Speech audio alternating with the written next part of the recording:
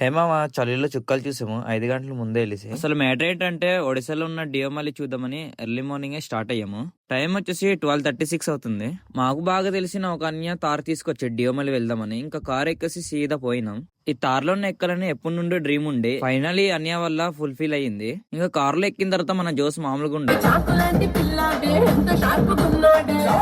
అలా ఫుల్ చిల్ల వేసి డిఎంఎల్ వచ్చేసాం. కార్ ఇంకా కిందనే పార్క్ చేసి ఇంకా ట్రెక్కింగ్ అయితే స్టార్ట్ చేస్తాము.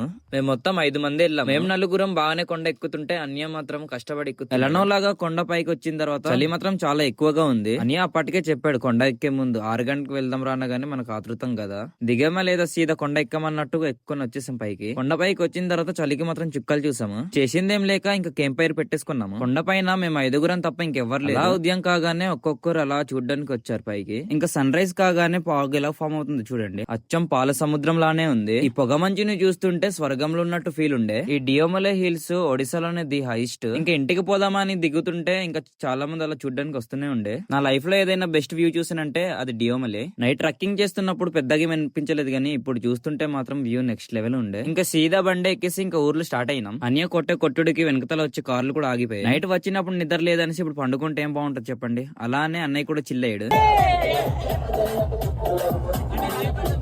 ఫైనలీ చాలా మంచి వ్యూని అయితే ఎక్స్ప్లోర్ చేసిన.